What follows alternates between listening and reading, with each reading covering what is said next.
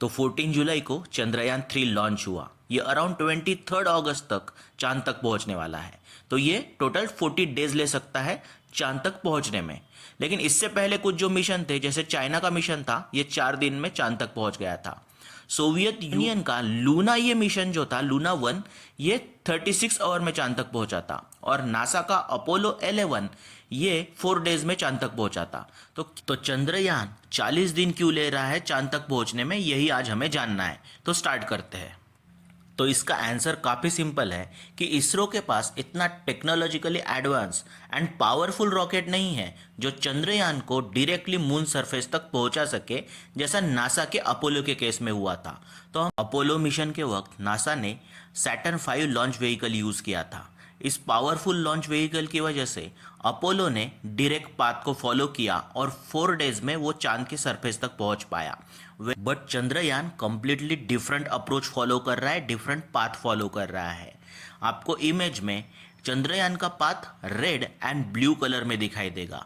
अर्थ से लॉन्च होने के बाद ये अर्थ के अराउंड मूव होते रहेगा और इसका जो ट्रेजेक्टरी, इसका साइज है, ये बढ़ते जाएगा। इसके बाद जब ये मून के पास इंसर्ट होगा तो मून के सराउंडिंग भी ये मूव होते रहेगा, बट ट्रेजेक्टरीज का साइज कम होते जाएगा और फाइनली मून पे लैंड करेगा।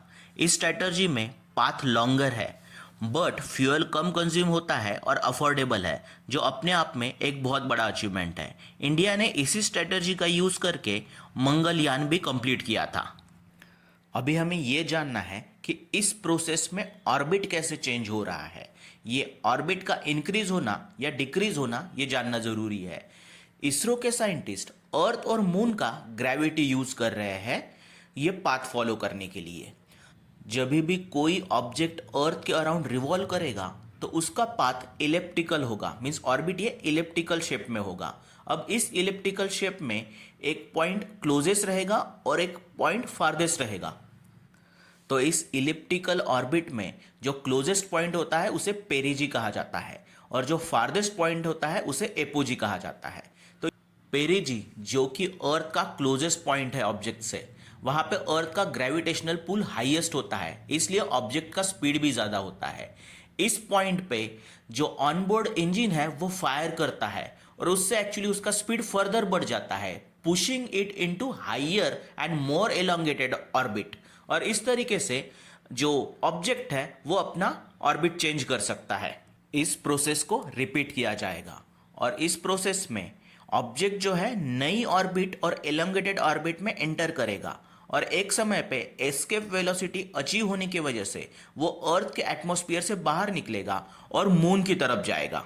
अब यहाँ पे शुरू होता है फिर से मून ऑर्बिट में इंसर्शन।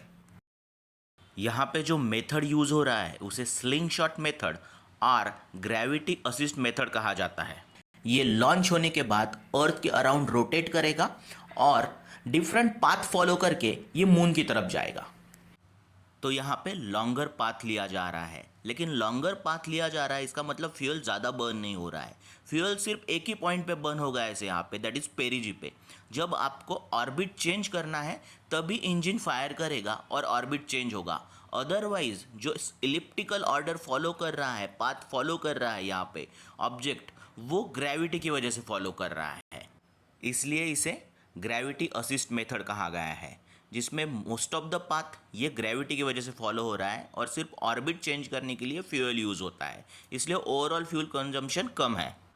तो ऑर्बिट चेंज के साथ ऑब्जेक्ट का स्पीड भी इंक्रीज हो रहा है, जिसे आप स्लिंग के साथ कंपेयर कर सकते हो, जैसे स्लिंग शॉट लिया जाता है और इस तरीके से स्लिंग शॉट लेके ये ऑब्जेक्ट मून तक जाएगा। तो चंद्रयान डायरेक्ट पाथ फॉलो नहीं कर रहा है, ये डिफरेंट पाथ फॉलो कर रहा है जो ज़्यादा लॉन्गर है, इसकी वजह से ज़्यादा टाइम ले रहा है और इसलिए ये 40 डेज में मून के सरफेस तक पहुंचेगा। तो ये था ओवरऑल स्ट्रेटजी और उसका साइंटिफिक एनालिसिस।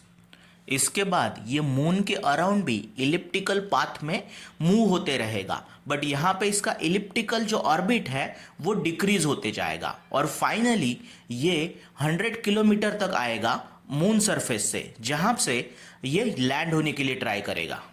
लैंड होने से पहले ऑर्बिटर सुटेबल लोकेशन के लिए स्कैन करेगा और बाद में लैंड किया जाएगा।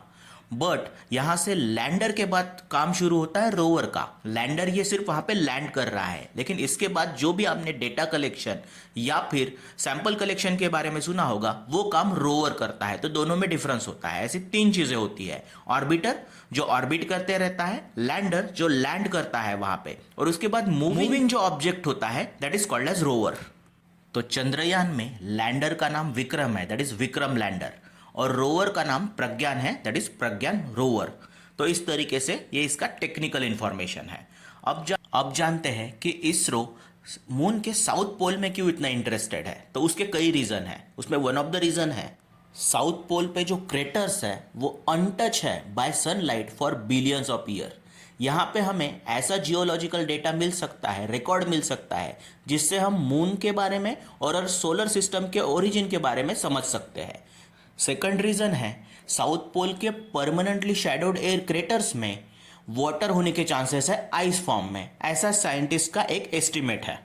थर्ड रीजन है साउथ पोल पे जो रिगोलिथ है वहाँ पे traces of hydrogen, ammonia, methane, sodium, mercury and silver होने के चांसेस है। तो ऐसे untapped sources of essential resources को एक्सप्लोर करना इंपॉर्टेंट है, जो इसरो साउथ पोल पे करना चाहता था। तो ये था हमारा ओवरऑल टॉपिक, जिसमें हमने कि ये जो पाथ फॉलो हो रहा है 40 डेज क्यों लिए जा रहे हैं वो हमने पता किए, और रीजन क्या है साउथ पोल पे लैंड होने का या एक्सप्लोर करने का। तो ये था हमारा overall topic. Thanks for watching UPSC brainstorming. Also subscribe the channel.